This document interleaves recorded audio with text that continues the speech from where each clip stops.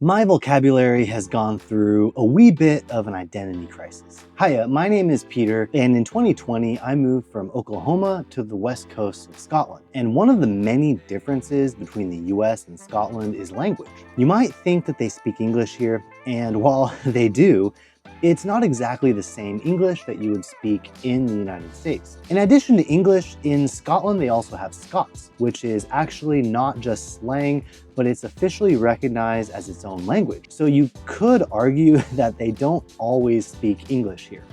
And I haven't even gotten into Scottish Gaelic, which, while it's not nearly as prevalent, it is still being used and taught to this day. This video is of course not a complete list covering all the differences in terminology, but rather a few words that I have or haven't shifted or adjusted in my mind to where I'm not actively translating when I use them. And it's now the way that I actually think about them, if that makes sense. As I was working on this video, I realized that my vocabulary has actually shifted a whole lot, and I'm starting to automatically use the local terminology for most things, but there are a few American words that I just haven't stopped using. So before I get into some of the new vocabulary that I use, I'm going to talk about 5 specific American words that I've held on to, starting with probably one of the most exclusively American words that, as far as I'm aware of, nobody else in the world really uses. When you're addressing people, especially a group of people, you might say something like yous or you lot. Where I come from in Oklahoma, people commonly say y'all or all y'all. And this is definitely something that I've held on to since moving here. If you're wondering which version of this to use at any given time, it can be a bit more nuanced than this, but the general rule of thumb for many people is that y'all is singular and all y'all is plural. So instead of saying, "Are you lot coming to the barbecue this weekend?" you might say, "Howdy, are all y'all fixing to make it to the cookout this here weekend or what? It's gonna be a real hootening." The origins of the name Ladybird comes from the Middle Ages and traces back to when European farmers would pray to the Virgin Mary to prevent their crops being destroyed by pests. These beetles came and ate the insects and were called the Beetle of Our Lady because at the time, the Virgin Mary was often depicted in paintings wearing red clothing. Here in Scotland, they are usually called ladybirds, but in the United States, they call them ladybugs. I don't talk about ladybugs very often, which is probably why this is one of those words that I think I'm just going to keep using the American version. But it is interesting, my kids kind of go back and forth sometimes between ladybug and ladybird, probably based off of the YouTube videos they watch. There are several different words that you can use to describe where you go to relieve yourself. Bathroom, toilet, restroom, lavatory, water closet, loo, washroom. Growing up in Oklahoma, you would usually just call it a bathroom, even if it doesn't actually have a bathtub.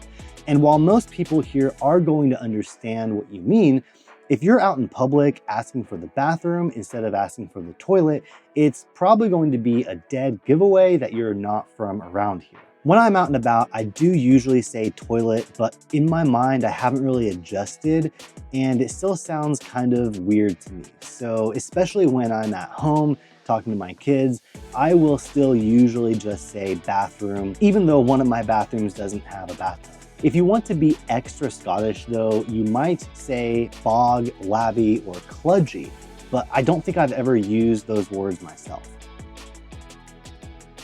You know that roll of thin plastic that you use to wrap up leftovers? I call it shrink wrap, although some Americans might call it saran wrap. Here they call it cling film or cling wrap. And to be fair, that does make more sense because the plastic doesn't actually shrink when you're using it, it clings to itself. But I still think of it as shrink wrap. And this is also probably because I don't really use it very often. I love cows. They are delicious. There are many different types of cuts that you can get from their meat, but in the United States, if it's finely chopped or ground up, you would call it ground beef. Some Americans call it hamburger, even though it's not actually been turned into a burger, but in my experience, the vast majority of us just call it ground beef. Here in Scotland, they don't use the word ground to describe it, they use the word minced. Mince is ground meat of any kind, so you would say minced beef or chicken mince, etc. But even after all these years living here, I still find myself calling it ground beef. I can already anticipate the comments I'm going to get from this, but I do want to point out that while some of these words are unique to Scotland, the vast majority of them are universal between Scotland, England, Wales, and Northern Ireland, which is why I kind of might go back and forth between saying Scottish or British words, but it's fairly similar. Some of these words might also have other ways to say them in Scots, but as much as I've picked up loads of Scots since moving here, I am not fluent in it. So go easy on me if I miss the Scots way of saying something, and maybe put it in the comments to correct me if I'm forgetting a Scots way of saying something. But this is just based off of my personal interaction among the people I interact with. In Oklahoma, I always called it a trash can and a trash bag. Or if it's really big, like an industrial trash can, it might be called a dumpster. But now that sounds kind of weird to me. I always call it a rubbish bin and a bin liner. And that just sounds so much better anyways. Also, if it's a really big one, instead of saying dumpster, they might say skip. Here in Scotland, the word bucket is also a common expression for a bin, but I personally haven't heard it being used super often, at least among the people I've been around. The machine that transfers people or goods vertically between different levels of building has two different names. In the United States, they call it an elevator, and here in Scotland, people call it a lift. I suppose we were all just raised differently.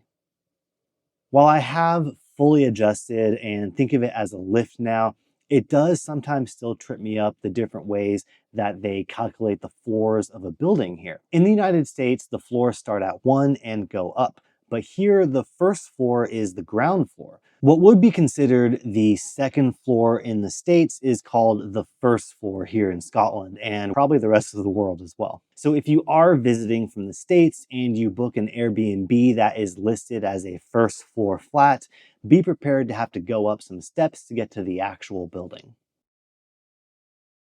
Speaking of flats, now that I've been here 4.5 years, the word apartment does sound kind of weird to me compared to flat.